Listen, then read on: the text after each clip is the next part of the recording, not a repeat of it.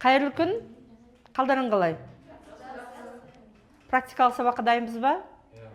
Бүгінгі семинар сабағымыздың тақырыбы бірінші В топша элементтері. Яғни осы бүгінгі семинарды бізде өткізетін Нұрнараз пен Аружан. Бастай береміз. Сәлеметсіздер ме студенттер? Бүгінгі біздің семинарымыздың тақырыбы бірінші В топша элементтері. Соның ішіндегі мыс, алтын, күмісті қарастыратын боламыз.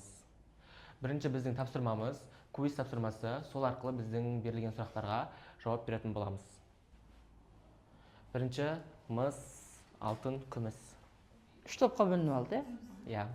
Мыс пен алтынның арасындағы негізгі химиялық ерекшелік қандай?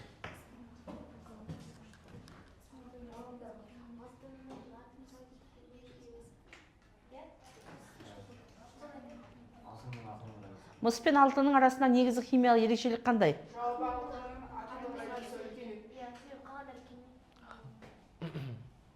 Жауаптарыңыз дұрыс. Екінші топтар бастаймыз. Бірінші бізде екінші сұрақ, алтынның басты қолданылу саласы қандай? Қайсысы? Дұрыс. Үшінші сұрақ, бізде күмістің химиялық қасиеттері туралы қайсысы дұрыс? Екінші вариант.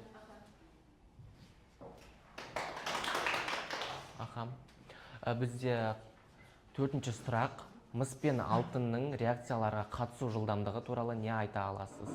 Осының ішінде төрт сұрақтың біреуіне жауап берейік. Яғни мыс реакциялар әлдеқайда баяу қатысады, алтын тек жоғары температурада ғана реакцияға түседі. Мыс реакцияларға көбірек қатысады, себебі ол тұрақсыз. Мыс пен алтын бірдей реакцияға түседі. Жауап бірінші, мыс реакцияға әлдеқайда баяу қатысады.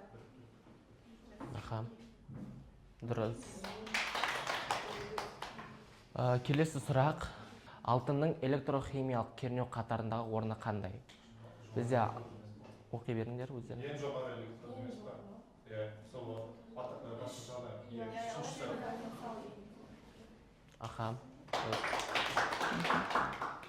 Одан кейінгі бізде келесі сұрақ, мыс пен күміс арасындағы электропроводтық қасиеттері туралы қайсысы дұрыс?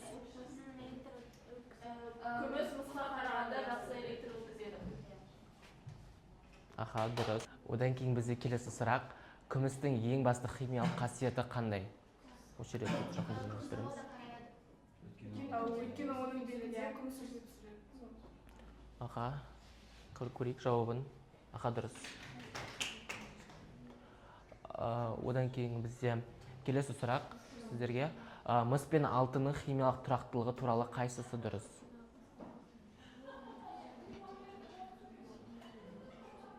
Көрініп тұр ма? Біріншісі, мыстың химиялық тұрақтылығы алтыннан төмен. Екінші, алтын тек күшті тотықтырғыштармен әрекеттеседі. Мыс ауада тұрақсыз, ал алтын ұзақ уақыт бойы тұрақты. Одан кейін алтын өте реакциялық металл. Дұрыс. Өте керемет. Оқып тұр, көрінбей қалуы мүмкін ғой. Одан кейін бізде алтынның атомдық құрылымы туралы қайсысы дұрыс? Бірінші бізде алтынның атомында 79 протон мен 118 нейтрон болады. Екінші алтынның атомында 79 нейтрон мен 118 протон болады.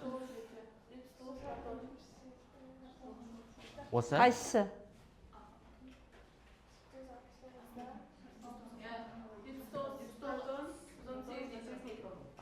Көрейік. Дұрыс. Одан кейінгі бізде мыстың электрохимиялық қасиеттері туралы не айтуға болады? Осының ішінде төрт жауаптың біреуін жауап береміз.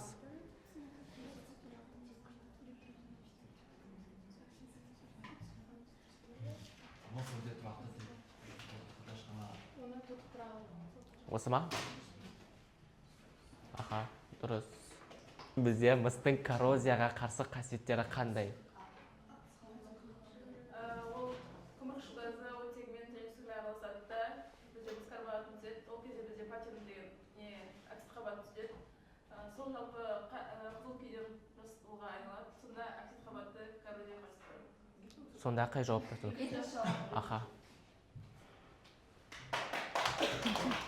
Дұрыс.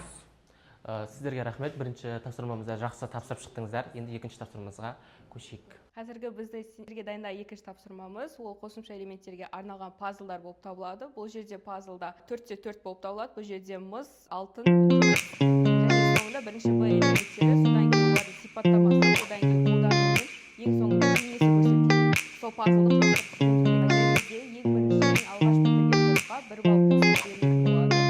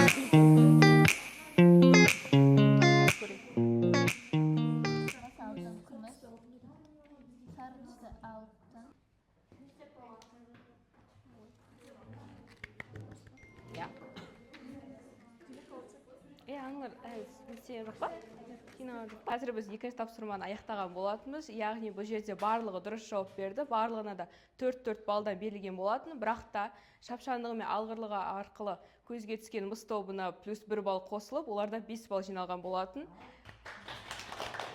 Яғни қазір үшінші тапсырма бізге Нұрнара түсіндіріп береді.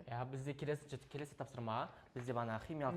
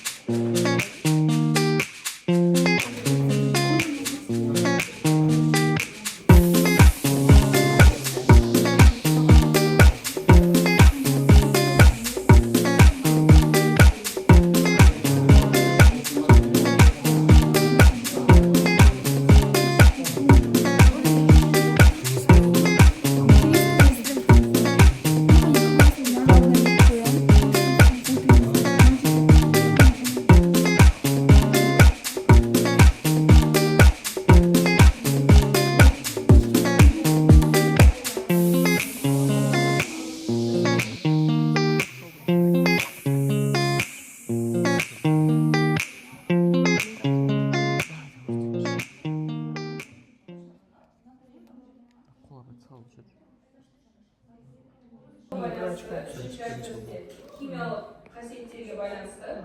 Ол жерде алтынның химиялық тұрақтылығы және оның басқа металдармен. Қазір бізде үшінші тапсырма химиялық реакцияға арналған тапсырма тексерілуде. Яғни ол тексеріп болам дегенше біз төртінші тапсырмаға көшсек. Бұл жерде төртінші тапсырма бізде карточка бойынша болмақ. Бұл жерде топтың капитаны шығып, сол бойынша бір санды таңдап, сол сан бойынша сұрақты мен ауызша сіздерге айтып беретін боламын. Яғни капитан команда шықсаңыздар.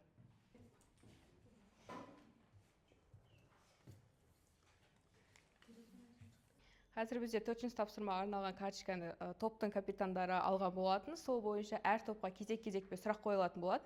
Сол бойынша топ бірге ақылдасып сұраққа жауап беретін болады. Яғни біз мыс тобынан бастайтын боламыз. Бізде мыс тобына берілетін сұрақ, ол ең алғашқы екіден карточканы таңдағандықтан кейін мыстың электроникадағы қолданылуы қандай болып табылады?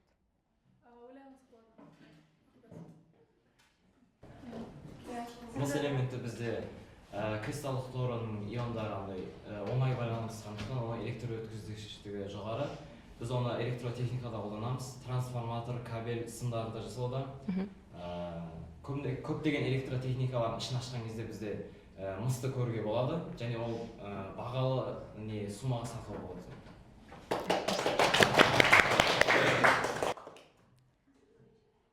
Бізде екінші топ, күміс тобы бізде бірінші карточканы алған болғандықтан, оларға күміске байланысты сұрақ қойсам, күмістің жарқырауы мен түсі қандай ерекшеліктерге ие? Күміс бізде ол бірінші топ болғандықтан, бірінші топ элементтерінде металдық жарқырық күшті ғой, соған байланысты бір, и оны осыған байланысты бізде білеміз айна жасауда, күміс фольгалар жасауда пайдаланады. Бізде алтын тобы, бұл жерде сіздер төртінші карточка алғандықтан, мыстың бетінде жасыл қабықша пайда болу себебі неде болып табылады?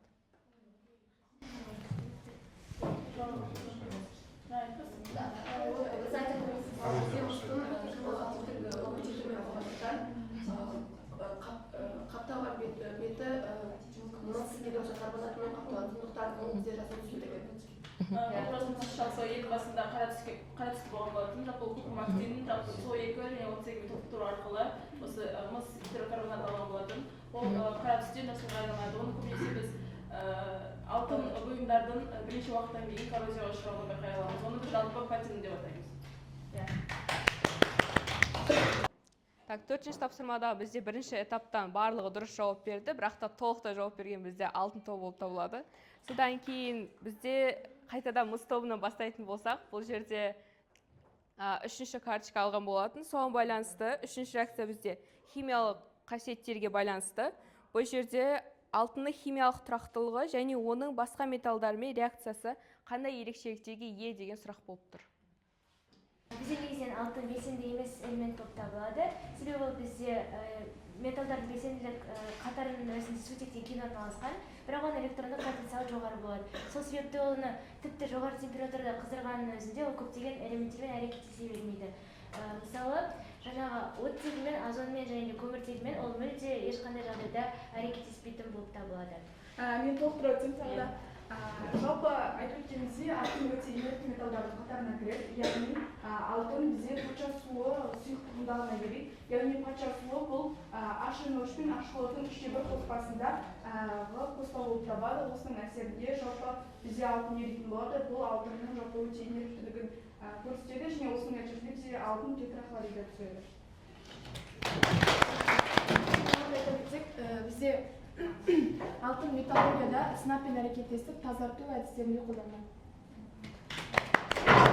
Күміс тобы, бұл жерде 2 деген санды алған болатын. 2 деген бізде қолдануға байланысты сұрақтар болғандықтан кейін алтынның коррозияға төзімділігі, оның қолданылуы қандай салаларда тиімді етеді? Металдарды қаптауда, яғни ғарыш кемелерінде қолданылады, сонымен қатар зергерлік бұйымдарда қолданылады. Жалпы қолдануына келетін болсақ, осы. Бізде алтын өзіңізге бәріңіз біледі, қыздар зергерлік бұйымдар тағады ғой. Алтын таққан, мысалы алтын мен күмістің қараюын байқайтын болсақ, күміс мысалы белгілі бір жағдайда тез қарайып кетуі мүмкін, ал алтынның қараюы өте ұзақ уақыттың аралығында болады. Яғни ол коррозияға төзімді. Алтын тобына бұл жерде олар бірінші карточканы алса, бірінші карточка бізде олар физикалық қасиеттеріне байланысты болғандықтан кейін бірінші Б топтың барлық элементтердің ортақ физикалық қасиеттері қандай?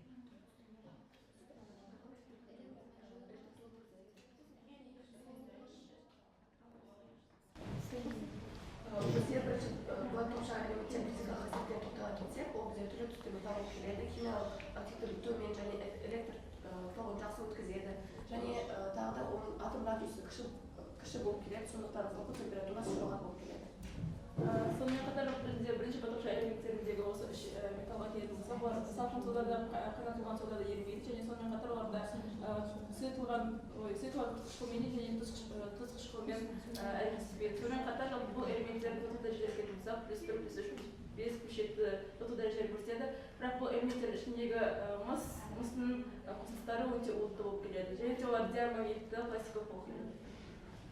Сонымен қатар бізде мыс, күміс, алтын өте жұмсақ және де созылғыш болады. Оларды өте ұзақ соза беруге болады, олардан жоғасында жасауға болады. Сонымен қатар олар химиялық тұрақты элементтер болып келеді. Олар көп элементтермен реакцияға түсе бермейді. яғни оттегімен реакция түсіп тотықпайды. Бізді жаңағы 4-ші тапсырмада бәріңіз әр сұраққа дұрыс жауап бердіңіздер, белсенді, әдемі жауап бердіңіздер, бәріңізге 2 балдан қосылған болатын. Ал жаңағы 3-ші тапсырмаға келетін болсақ, жаңағы бізде емірші мыс тобы бізде 8 реакцияның 6-уына дұрыс жауап берген. Яғни дұрыс жазған. Одан кейінгі бізде күміс бізде 8 сұрақтың 7-уіне дұрыс жауап берген. Және де бағана олар бізде бірінші болып бітірген, сондықтан оларға плюс 1 балл, сондықтан 8-де 8 балл алып тұр. Ал бізде алтын бізде барлық сұраққа дұрыс жауап берді, 8-де 8. Ал енді барлық тапсырманы қорытындылай келгенде бізде мыс тобы барлық опай қосқанда 17 балл алып тұр. Күміс тобы бізде тоже 17 балл. Алтын бізде 38 балл. Сіздерді құттықтаймыз. Осы сайыста сіздер бірінші орынды алдыңыздар. Сондықтан бүгінгі тақырыбымызды қорытындылай келе, сіздердің пікірлеріңіз, осы сабақтан қандай қорытынды ойларыңызды айта кетсеңіздер. Әр топтан 2-3 адамнан. Жалпы бүгінгі сабақ өте қызықты өтті. Маған әсіресе осы карточкаларды таңдап, соларға байланысты сұрақтарға жауап берген, өзім тобымен бірге ақылдасып, сондай қызықты уақыт өткізген ұнады. Тағы біреулеріңіз айтасыздар ма? Мен айтамын. Маған екінші тапсырмадағы пазл ойыны өте жақсы ұнады. Өйткені бұл кезде біз ауызбіршілігімізді қолдана отырып, әдше жұмыс жасауға үйрендік. Осы тапсырма бізді қызықтыра алды. Сол үшін рахмет. Сіздер күміс тобынан өздеріңіз ойларыңызды айтыңыздар. Жалпы бүгінгі сабақ өте керемет өтті. Себебі әр тапсырманың өзінде жалпы осы топтардың физикалық және де химиялық қасиеттерін толықтырып білуге аса қатты көмектесті. Пазл ойында біз элементтердің қолданылуы, қасиеті секілді білсек, жаңа карточка ойыны бізге тоже қызық болды. Өйткені онда біз тобымызбен бірге ақылдасып, бірге жауап берген өте бір керемет болды. Жалпы бүгінгі сабақ барлығымызға ұнады деп ойлаймын. Өйткені бүгінгі сабақта біз жалпы топпен бірге барлық тапсырмалар топпен жұмысқа арналған болатын. Бұл біздің ауызбіршілігімізді арттырды деп ойлаймын. Жалпы тапсырмалар өте қызықты болды.